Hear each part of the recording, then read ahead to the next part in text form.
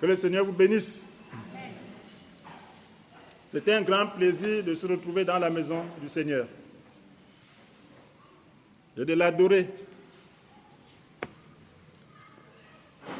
Les jours ne se ressemblent pas.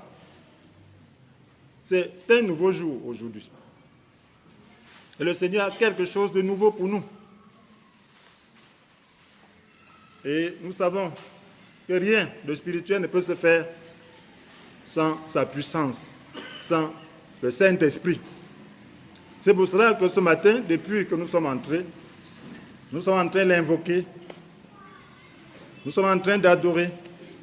Et maintenant, il faut que lui se manifeste à travers sa parole. Ne recevez pas la parole d'un homme. Recevez la parole du Seigneur. Que vos cœurs s'ouvrent pour recevoir la parole du Seigneur. Parce qu'il y a une bénédiction que le Seigneur veut nous accorder ce matin. Je prie que son Esprit Saint gouverne tout mon être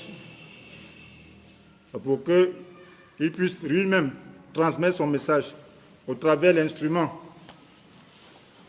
humble que voici.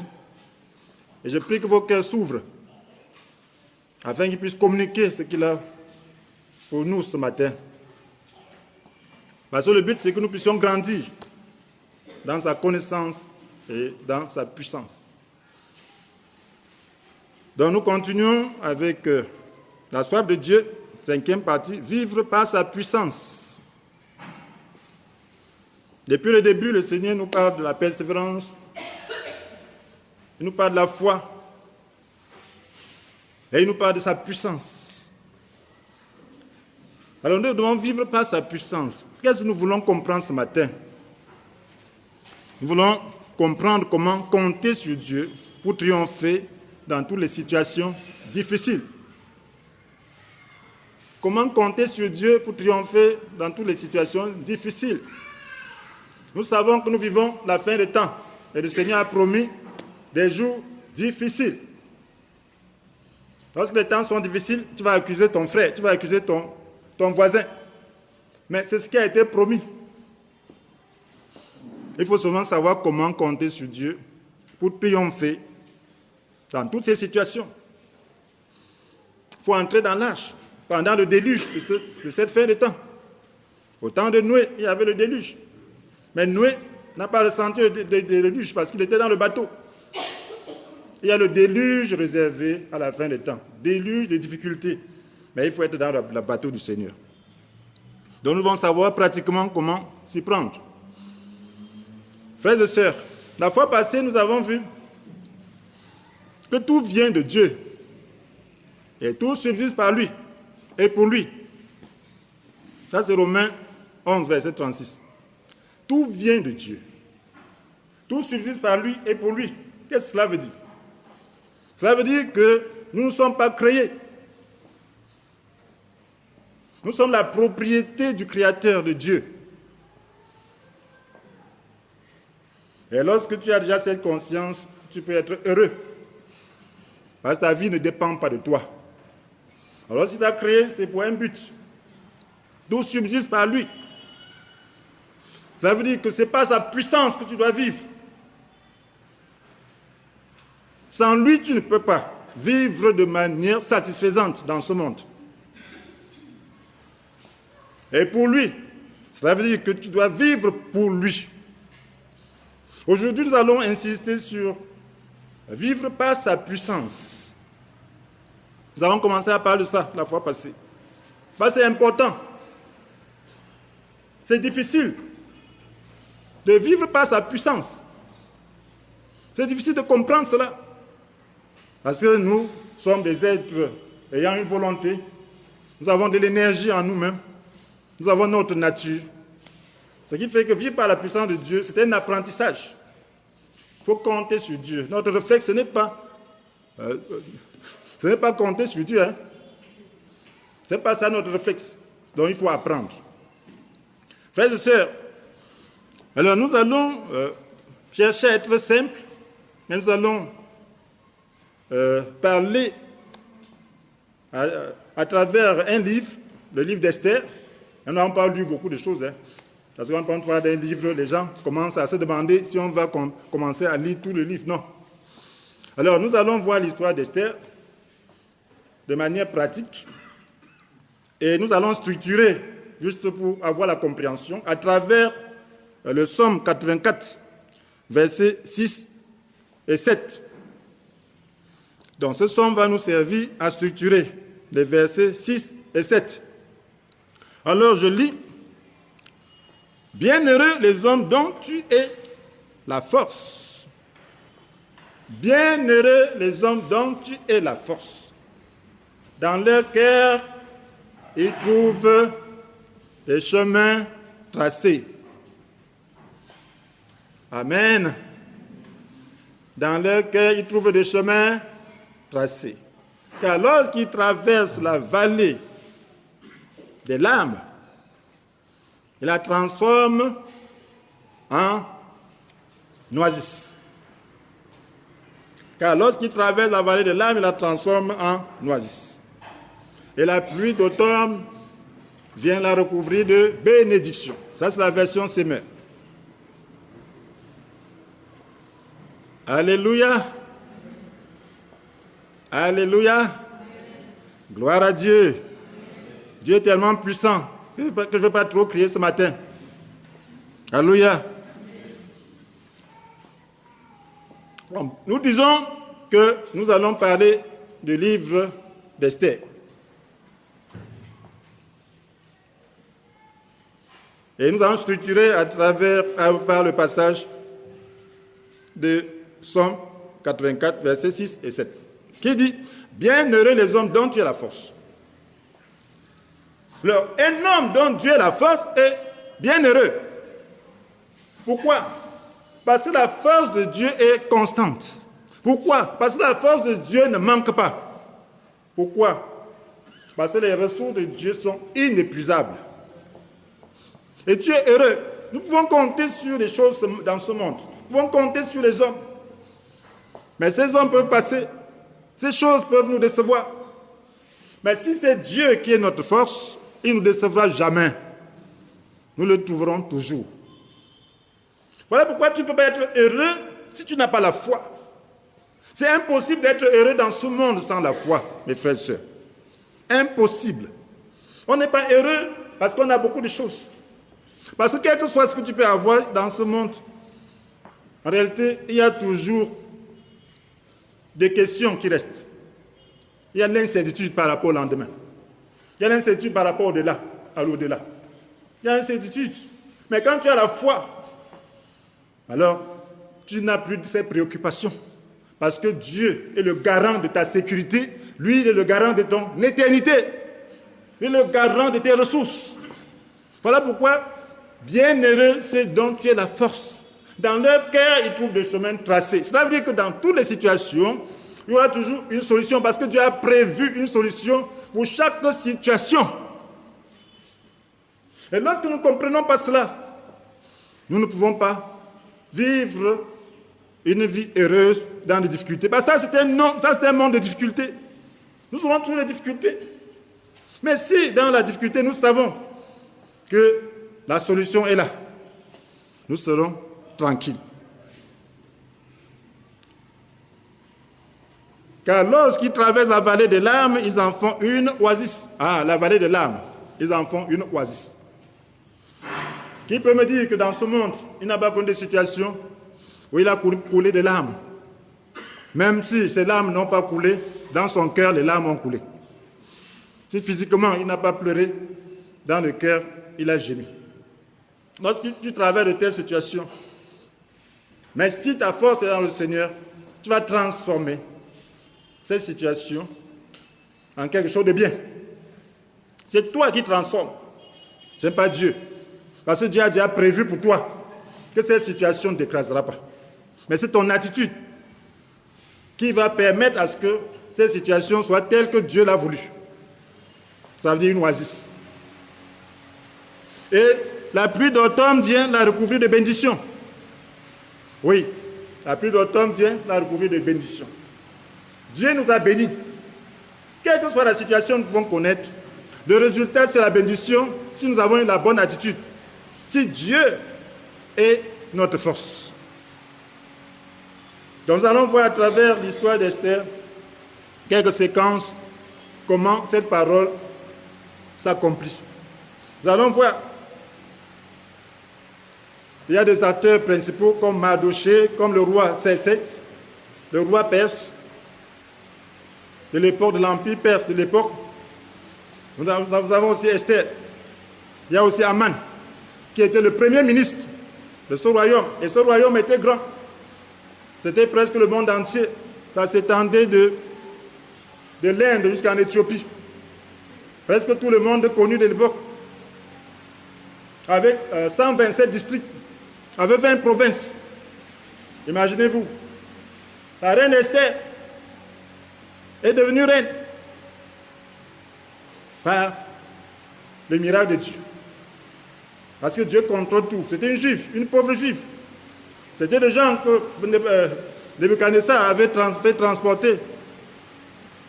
Il les avait enlevés de leur pays pour les envoyer en exil. Et c'est Dieu qui avait permis. Donc leurs parents étaient donc des émigrés. Et Esther n'avait plus de parents. C'est son oncle Mardochée qui l'avait élevé. Il est arrivé que, comme ce roi de l'époque aimait donner des fêtes, il voulait présenter la reine à ses convives.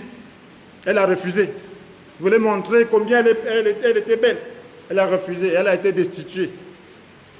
Et vous savez, Esther, elle était presque Miss Monde, puisqu'il fallait, dans tout le monde entier de l'époque, qui était sous le règne de ce roi, qu'on cherche des jeunes filles dans toutes les provinces qui étaient vierges. Et qu'on désire une seule. Après tous les critères, tous les examens qu'elle devait passer, on devait choisir une seule fille. Et Esther a été choisie. Amen. Une juive inconnue. Donc voilà cette Esther qui est reine. Voilà Mardochée, son oncle, qui travaille déjà au palais. Voilà Aman, le nouveau premier ministre. C'est ça qu'il est question. Maintenant, la vallée des larmes d'Esther et de Mardochée, c'est quoi?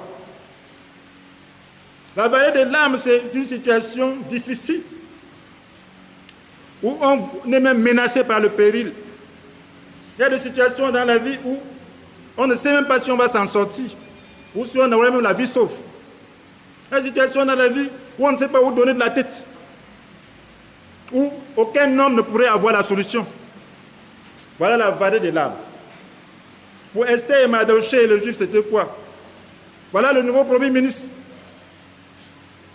qui a été élevé, et l'empereur lui a dit à tous les fonctionnaires qu'au passage de ce premier ministre, tout le monde allait se prosterner et s'agenouiller.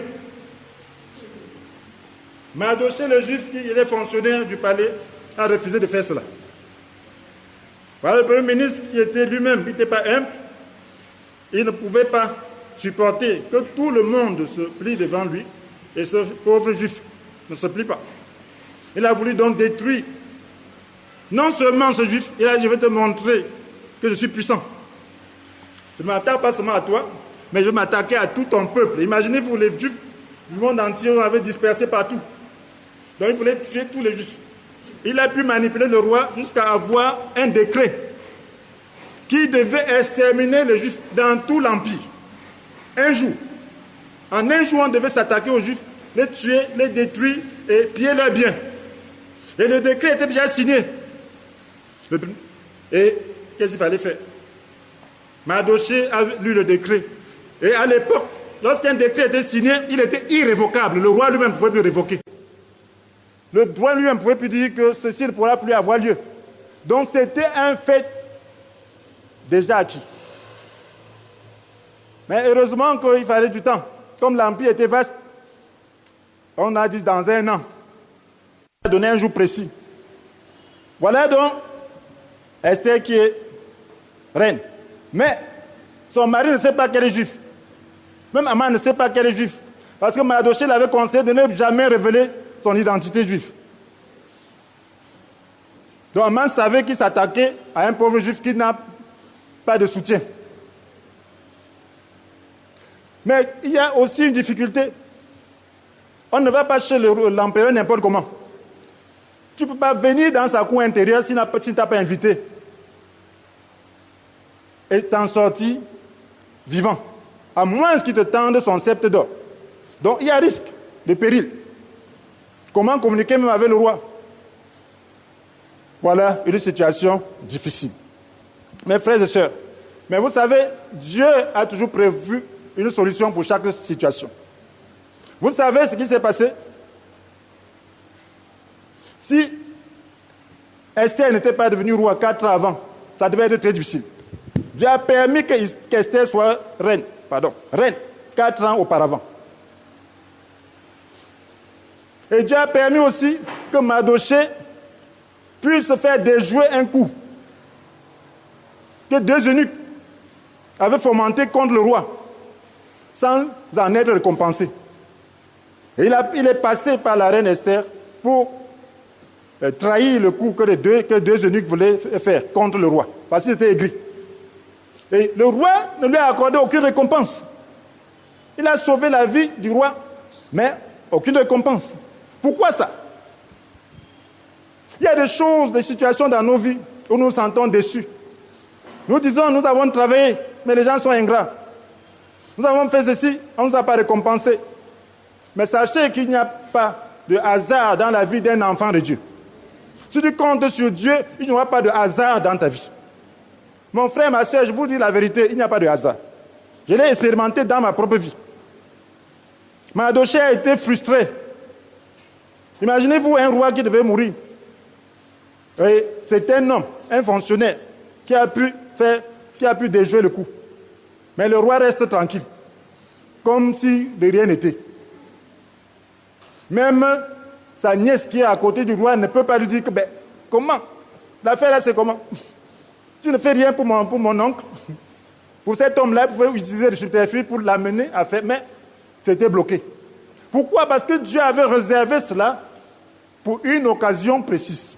Dieu avait réservé cela pour manifester la gloire. Dieu avait réservé cela pour élever cet homme au temps précis. Dans les difficultés, mon frère, ma soeur, tu dois rendre grâce au Seigneur. Lorsque tu penses que les hommes t'ont frustré, t'ont trahi, rends grâce à Dieu. Dieu utilise ça. Demain, il va utiliser ça demain pour manifester sa gloire. C'est la raison pour laquelle la Bible nous dit, dans 1 Thessaloniciens chapitre 5, verset 18, remerciez Dieu en toutes circonstances. Telle est pour vous la volonté que Dieu a exprimée en Jésus-Christ. Remerciez Dieu. La première chose que quelqu'un qui compte sur Dieu doit faire devant une situation difficile, c'est de remercier Dieu. Il doit comprendre que Dieu est au contrôle, que Dieu voit. Il doit comprendre que Dieu gouverne sa création. Un chrétien doit comprendre que Dieu gouverne sa création. Nous, chrétiens, nous avons souvent peu de foi. Nous pensons que c'est le diable qui gouverne. Le diable ne gouverne pas. Il ne gouverne que dans la limite que Dieu lui donne. Le diable ne travaille pas contre les intérêts de Dieu avec succès. Dieu a son plan. La Bible dit que Dieu nous a créés pour une vie riche d'œuvres bonnes, qu'il a préparé à l'avance afin que nous accomplissions. Donc ça veut dire que Dieu a fait un programme. Et il veut accomplir ce programme. Coûte que coûte, il le fera. Si nous le voulons, si nous coopérons avec lui, si nous avons la foi, si nous disposons. Donc ça veut dire que dans chaque situation, le diable veut qu'on puisse perdre la foi. Quand la situation est difficile, le diable veut que tu perdes la foi. Mais Dieu dit, dans 1 Corinthiens chapitre 10, verset 13, que les tentations qui vous ont assaillis sont communes à tous les hommes. Amen. Ça veut dire que quand tu vis une situation, ne pense pas que c'est toi seul qui la vis. Elles sont communes à tous les hommes. Parce que Dieu permet la tentation. Dieu permet les épreuves. Dieu permet les difficultés. Mais il a un but noble derrière ces difficultés-là. Donc ça veut dire que tu dois déjà comprendre que c'est commun à tous les hommes. Ce n'est pas pour toi seul. Certains se disent que moi je suis enfant de Dieu, ma part d'enfant de Dieu, je ne sais pas si je ne comprends pas. Les autres sont bien, moi je ne suis pas bien. Non, même les autres ont des problèmes. Mais ils savent sur qui compter, ils savent comment gérer. Et la Bible dit, Dieu est fidèle. Il ne permettra pas que vous soyez tentés au-delà de vos forces. Pendant la tentation, il trouvera aussi un moyen d'en sortir pour que vous puissiez y résister. Amen. ça veut dire qu'il y a un moyen, il y a un chemin, il a déjà préparé. Lorsque tu es devant une difficulté, sache qu'il y a déjà le chemin. Dans leur cœur, ils trouvent le chemin, des chemins tracés. Dieu a prévu. Bienheureux les hommes dont tu as la force. Dans leur cœur, ils trouvent des chemins tracés. Cela veut dire que si tu crois en Dieu, tu dis, Seigneur, ma vie n'est pas un hasard. Il n'y a pas une circonstance hasardeuse dans ma vie. Parce que Dieu dit que même les cheveux de ta tête sont comptés. Dieu dit qu'on vend deux moineaux pour un sou. Mais aucun Dieu ne tombe à terre sans la volonté du Père. Cela veut dire que Dieu contrôle tout, mon frère, ma soeur. Amen. Est-ce que tu crois que Dieu contrôle tout? Quand j'ai compris que Dieu contrôle tout, j'ai commencé à dormir à l'aise. Alléluia. Je ne lutte plus. Parce que Dieu contrôle tout. J'ai cette foi. Et si tu n'as pas la foi que Dieu contrôle tout, tu vas essayer de faire ce que Dieu seul peut faire et tu seras épuisé. Alléluia. Il y a des choses que Dieu seul peut faire. Si tu essaies de faire ça, ça va te dépasser. Si tu essaies de porter un sac de 200 kilos, ça va t'écraser, ça va te casser les membres. N'essaye pas. Mais fais confiance à celui qui peut le faire. Dieu veut qu'on puisse avoir confiance. Depuis ce matin, Dieu veut qu'on puisse croire en sa puissance. Sa capacité à contrôler toutes les situations. Et ici, là, nous voyons comment il a fait. Il savait qu'il y a un Aman, un premier ministre, qui allait chercher à tuer les Juifs. Il a préparé le chemin par rapport à cela. Amen. Donc voilà comment ils ont transformé leurs difficultés, leur vallée de larmes en oasis. Imaginez-vous comment ces hommes ont souffert. Disons juste un petit épisode. Regardez ce que les Juifs ont souffert. Dans Esther chapitre 3, versets 8 à 11. La Bible dit, puis Aman alla dire à l'empereur, c'est sexe, il y a répandu parmi les peuples, dans toutes les provinces de ton empire, un peuple qui est inassimilable. Leurs lois sont différentes de celles de tous les autres peuples. Et ils n'obéissent pas aux lois impériales. L'empereur n'a aucun intérêt à les laisser en paix. Si l'empereur le veut, bien, que l'on rédige un édit ordonnant leur extermination, et je pèserai 10 000 pièces d'argent que je remettrai aux fonctionnaires impériaux pour qu'ils les versent dans les caisses de l'empereur. Alors l'empereur ôta son anneau du doigt et le remit à Aman, fils de Hammédatha, d'Agathe, l'ennemi des Juifs. Puis l'empereur dit à Aman, je te laisse l'argent et je te livre ce peuple. Fais-en ce que tu voudras. Oh! Le 13e jour du premier mois. Voilà, on s'arrête là-bas. Allons au chapitre 4, versets 1 et 3. Lorsque Mardochée apprit tout ce qui s'était passé, c'est-à-dire l'édit a été fait, il déchira ses vêtements, se recouvrit d'un habit de toile, de sac, et répandit de la cendre sur lui. C'est ainsi qu'il parcourut la ville en poussant de grands cris de douleur. Puis il alla jusque devant la porte du palais impérial, par laquelle personne n'avait le droit d'entrer revêtu d'un habit de toile de sac. Dans chaque province, à mesure qu'il y parvenait, l'ordonnance et le décret de l'empereur, c'était comme un deuil qui frappait les Juifs. Ils se mettaient à jeûner, ils pleuraient et à pleurer et à pousser des cris. Beaucoup se couchaient sur des toiles de sac et de la cendre. Voilà la vallée des larmes. Amen. La vallée des larmes. Et qu'est-ce qui s'est passé? Comment ils ont transformé ça en oasis? Nous évoluons. Vous voyez, l'oasis, c'est quoi? L'oasis, dans le désert, c'est le seul endroit où on peut trouver de la verdure et de l'eau. On peut trouver même des arbres, des arbustes au niveau des oasis. Donc, oui, une oasis dans le désert, c'est quelque chose de merveilleux. C'est comme la vie au milieu de la mort. Donc la Bible dit que bienheureux ceux dont tu es la force, dans lesquels trouve des chemins tracés. Car lorsqu'il traverse la vallée de larmes, il la transforme en oasis. Voilà la vallée de larmes. Comment ont-ils transformé ça en oasis? Mardochée, Esther. Ils ont transformé comment en oasis? Alors, l'oasis sur le plan spirituel, c'est quoi? Sur le plan spirituel, où se trouve la vie? En Dieu seulement, n'est-ce pas? Amen. Dieu est notre source d'eau. Dieu est notre source de vie. Donc, une situation qui est difficile, doit te permettre d'aller vers ton Seigneur. Il y a beaucoup de gens dans les situations difficiles, ils se mettent à bavarder. Ils se mettent à entendre, à parler. Ils se coalisent pour bavarder et s'autodétruire par leurs propres paroles. Ce n'est pas comme ça qu'on gère une situation difficile. C'est que tu es en train de mourir davantage. Quand la situation est difficile, mon frère, ma soeur, tourne-toi vers Dieu de tout ton cœur. Amen. Tourne-toi vers Dieu. C'est difficile, pleure. On peut empêcher quelqu'un qui souffre de pleurer, n'est-ce pas? Si on tape quelqu'un, on l'empêche de pleurer, c'est que c'est grave. C'est difficile. Pleure même. Amen. Mais transforme ça en oasis. L'oasis, c'est le seul endroit où se trouve l'eau dans le désert. Où est le seul endroit où se trouve l'eau sur le plan spirituel? Dieu.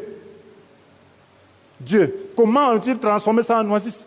Ça leur a permis d'aller vers Dieu. Le chemin était déjà tracé. Le chemin est déjà tracé. Lorsque tu souffres, le chemin, si tu es enfant de Dieu, tu vas prier, le chemin sera tracé. Ça ne veut pas dire que le chemin tracé est facile.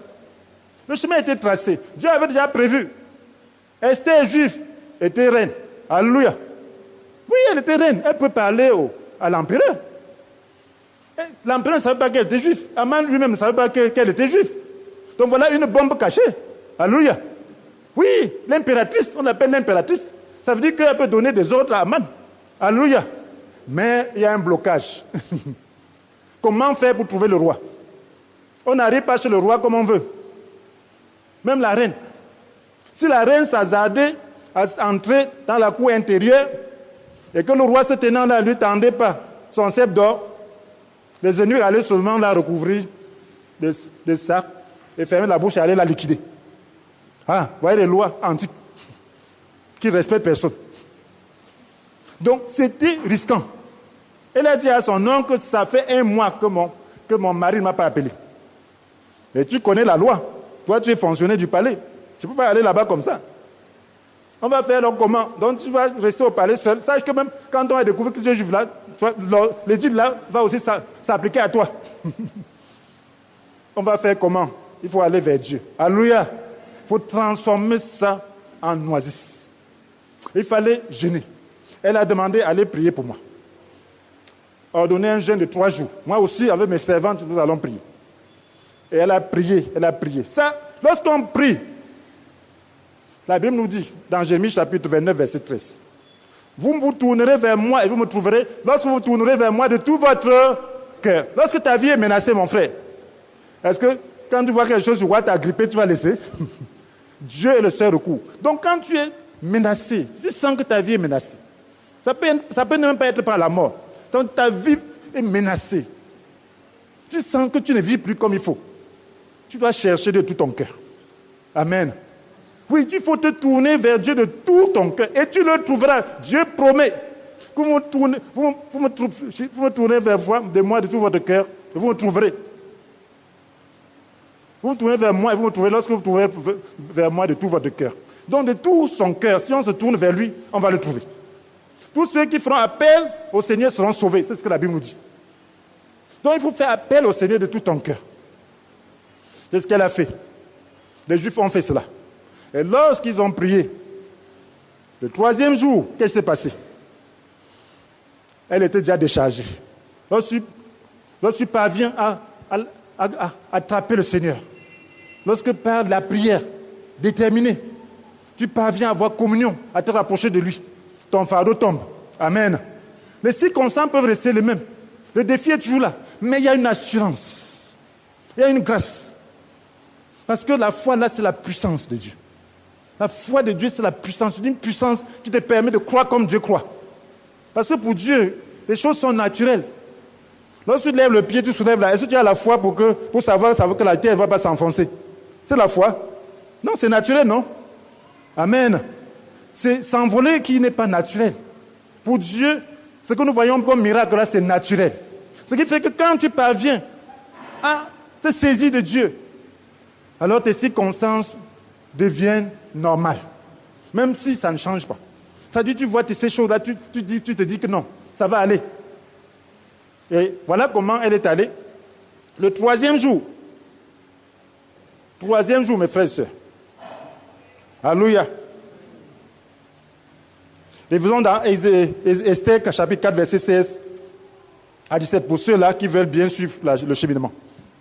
Alors elle a dit, va rassembler tous les Juifs qui se trouvent à Suse. Jeûnez pour moi, sans manger ni boire, pendant 3 jours et 3 nuits. J'observerai de mon côté le même jeûne avec mes servantes. Ensuite, je me rendrai chez l'empereur, malgré la loi. S'il doit mourir, je mourrai. Quand tu jeûnes comme ça, tu es prêt. Amen. Même s'il doit mourir, je suis prêt à mourir.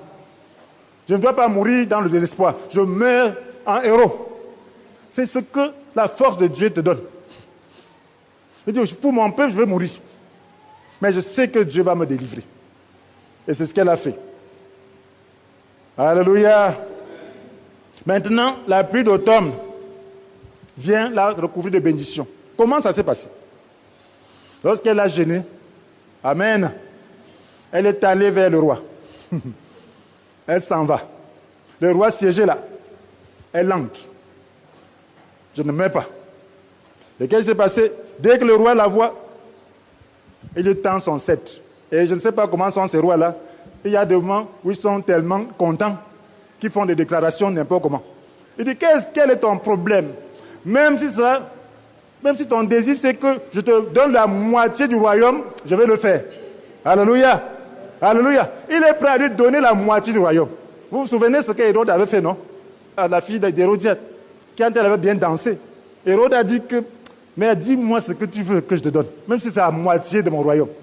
Quand ils sont contents, ils parlent n'importe comment. Alléluia. Moi, il était déjà lié. Oui, il était déjà lié. Et quand la fille a demandé la tête de Jean-Baptiste, il était mécontent. Ici, Esther n'a pas demandé la tête d'Aman. Alléluia. Mais tout était réuni pour que la tête d'Aman soit pendue. Alléluia. Tout était réuni, elle n'a pas demandé. Elle a été sage. Elle est allée par l'esprit. Ne suivez pas vos émotions, mais suivez votre esprit. Alléluia. Ne soyez pas pressés. Dans une situation, quand les émotions, tout le monde constant, tu descends. Tu es en train de gâter le plan de Dieu. Sois calme.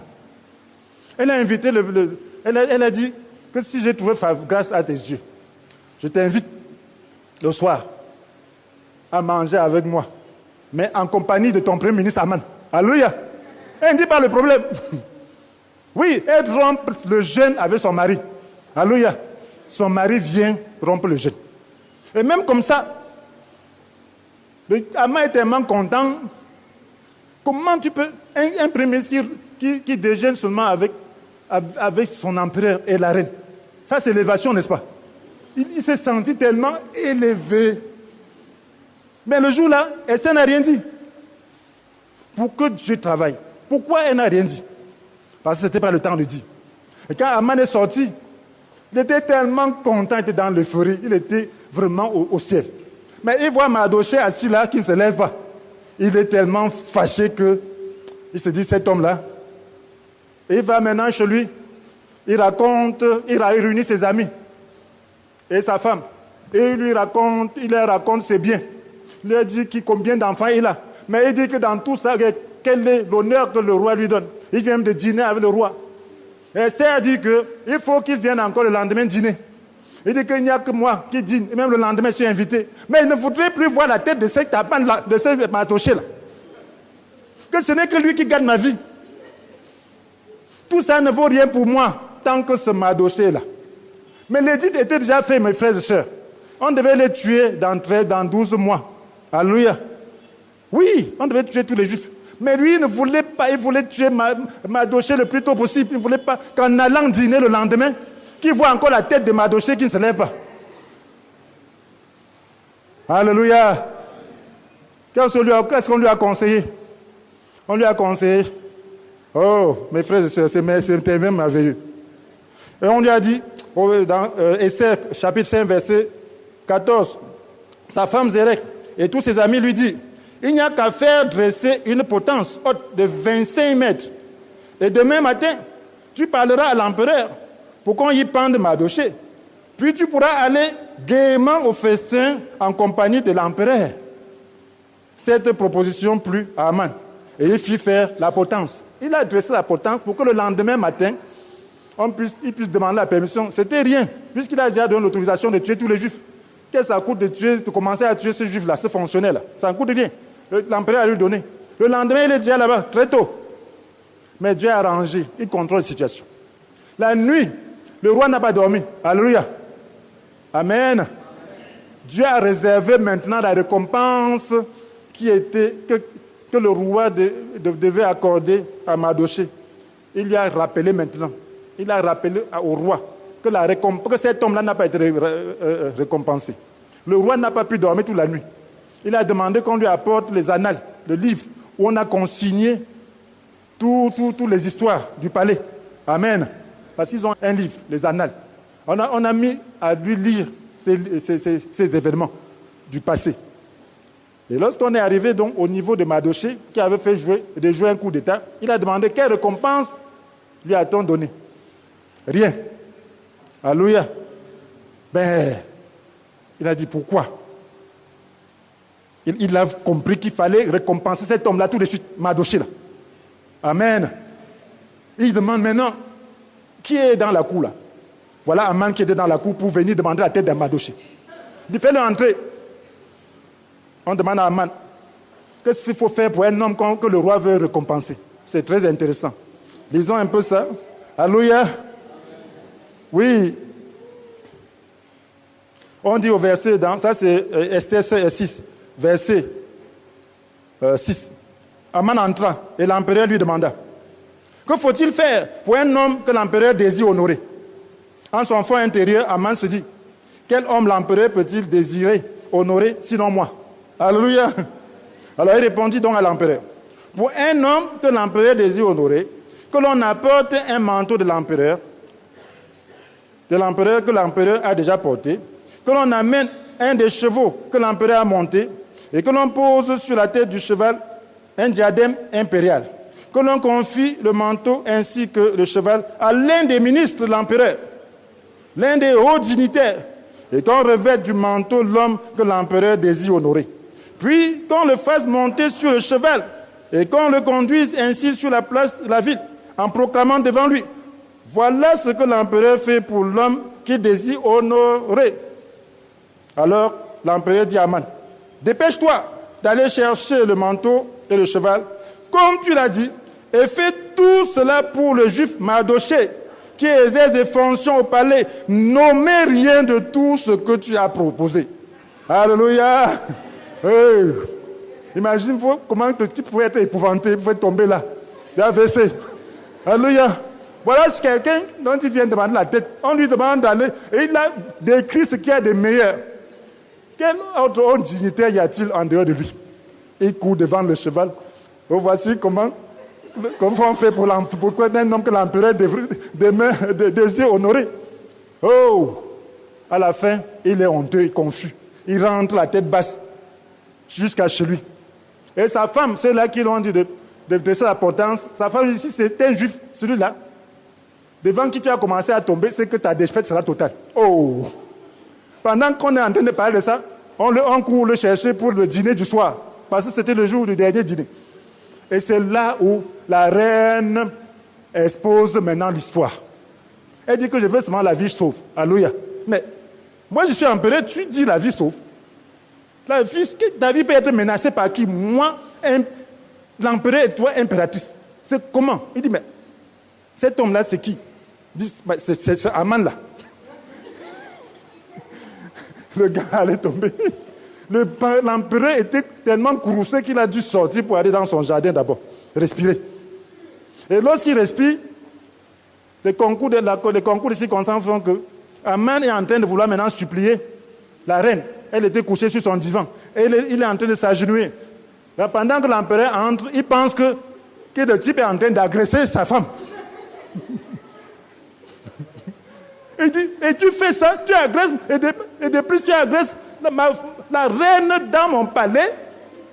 Et une fois dit comme ça, les ennemis ont déjà compris le langage. On le prend seulement, on le voile pour aller, et on le trahit. On dit qu'il a fait une potence pour Mardochée, que le roi, qui a sauvé la vie du roi. Qu'on lui pende dessus. Alléluia. La potence là, c'était pour lui. Et tout l'argent qu'il avait. Ouais, imaginez-vous, le roi lui avait donné même l'argent que les Juifs, on devait piller chez les Juifs. Et il était tellement riche. On devait piller dans les 13, dans les 12 mois. Et il était tellement riche. On a dit tout l'argent d'Aman. Le roi donne ça à Esther. Alléluia. Esther a donné la gestion à Mardoché. Amen. Frère, est-ce que vous ne voyez pas comment Dieu arrange les circonstances? Imaginez-vous, si la reine avait dévoilé ça dès le début, si elle n'avait pas retenu ses émotions, vous pensez que la défaite allait être si éclatante? Non. Le temps de dire, parce que quand ça s'est passé comme ça, alors la reine a donc communiqué à son mari son identité réelle et l'identité de Mardoché. Alléluia. Quand Mardoché est déjà présent dans l'esprit du roi, parce qu'il vient de l'honorer. Alléluia. Il vient de se rappeler qu'il avait déjoué un coup d'État contre lui. Donc quand c'est présent, maintenant il peut facilement le nommer Premier ministre. Alléluia. Voilà comment il a remplacé Aman par Mardoché. Alléluia. Il a dit maintenant écrivez tout ce que vous voulez pour contrer ce que Aman a voulu faire. Ils ont écrit maintenant ce qui leur a été favorable. Voilà, c'est maintenant Aman qui était craint dans tout l'empire, sur presque toute la terre. Alléluia. Est-ce que vous voyez comment Dieu peut faire des choses?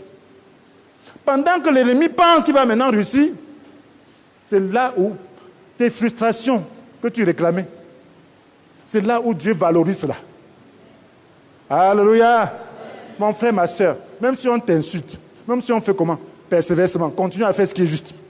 Dieu voit. Même si les gens sont ingrats, Dieu voit. Un jour, la récompense sera tellement immense que tu ne verras pas. Tu ne comprendras pas. Imaginez-vous quelqu'un, à partir de rien, sa vie ne coûtait rien à ce Aman-là.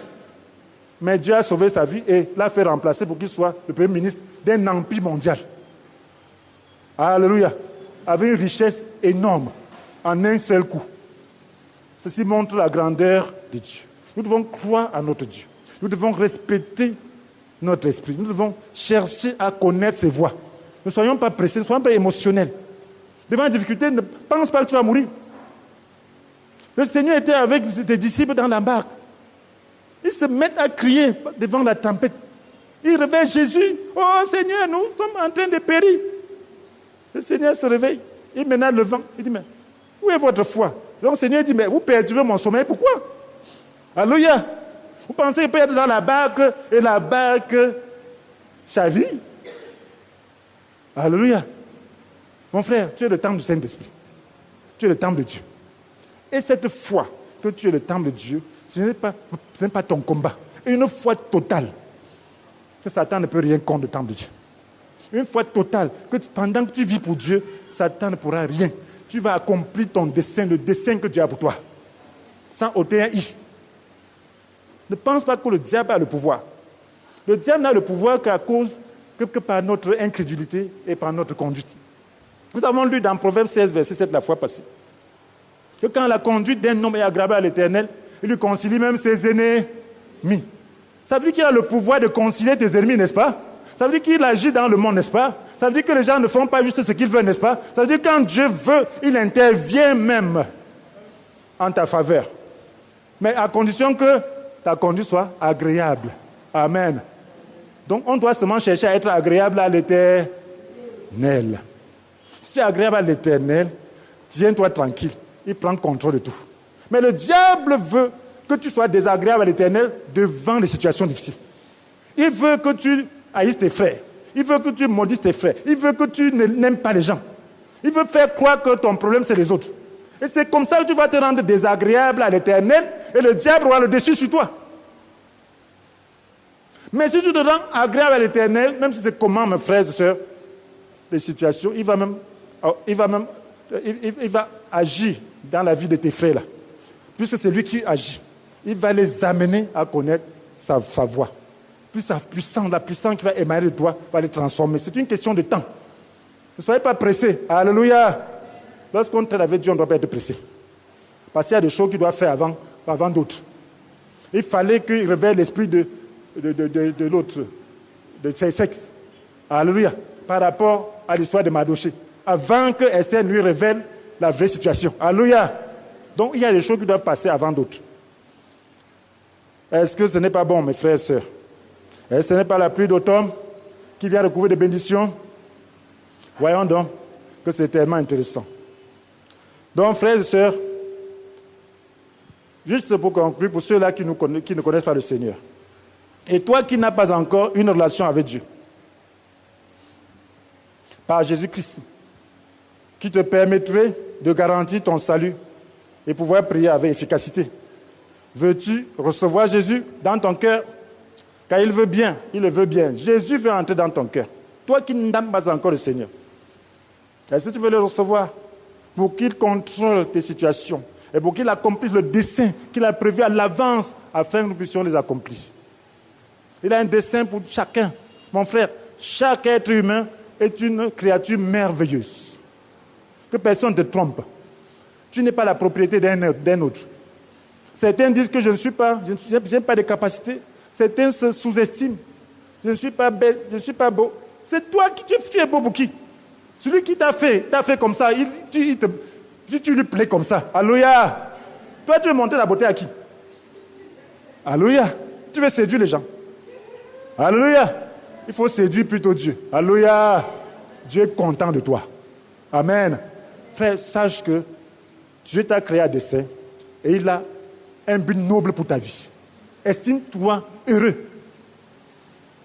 La vie ne s'arrête pas ici. Et même ici, il va contrôler déjà. Donc nous travaillons pour l'éternité. À quoi ça sert à un homme de gagner le monde entier s'il perd son âme? Cette âme-là, lorsqu'elle est perdue, c'est perdu. Parce qu'il est réservé à l'homme de mourir une seule fois, après quoi vient le jugement. Donc, commence donc à croire au Seigneur. Commence à croire sa puissance de pouvoir te concilier même tes ennemis. Donc ne t'occupe pas de tes ennemis. Même si quelqu'un te calomnie, il m'a part de toi. Crois en la puissance de Dieu, de l'amener à la raison demain. Alléluia. Oui. Et là, tu n'auras pas de problème avec cette personne. Alléluia. Tu crois à la capacité de Dieu. Ne crois pas aux hommes. L'homme, c'est comme ça. La nature est comme ça. Toi-même, tu n'as pas fait ça. Alléluia. Si toi-même, tu as fait ça, tu te repentis. Ça veut dire que toi, l'autre aussi peut se repentir. Alléluia. Tu dois croire à la capacité de Dieu de l'amener à faire ce qui est juste. Et cela veut donc dire que tu dois prier. Alléluia. Alléluia. Ça, le temps d'épreuve demande aussi beaucoup de prière, qui émane d'un cœur pur et rempli de miséricorde. Amen. Et de foi. Ça veut dire que tu crois que Dieu contrôle l'univers. Et que lui, il l'organise comme il veut. Et que si tu lui es agréable, par sa grâce, alors il va te concilier le monde entier. Maintenant, toi qui n'as pas reçu le Seigneur, est-ce que tu veux le recevoir maintenant? Alors nous allons prier. Parce qu'il se tient à la porte, il frappe. Si tu entends sa voix, et tu ouvres l'entrée chez toi, il soupère avec toi et lui avec toi. Maintenant, tu vas dire avec foi, ce Dieu-là qui contrôle le monde, il est tout près de toi, il veut entrer en toi. Jésus, dis-lui, Seigneur Dieu Tout-Puissant, Seigneur Dieu Tout-Puissant, je sais que c'est toi qui contrôles toutes choses. Je sais que c'est toi qui contrôles toutes choses. Je viens demander pardon de t'avoir ignoré dans ma vie. J'accepte de renoncer à mes péchés par ta puissance et de compter désormais sur toi en toute situation. Seigneur Jésus, je te reçois dans mon cœur comme mon Seigneur et mon Sauveur. Amen. Une offrande d'acclamation.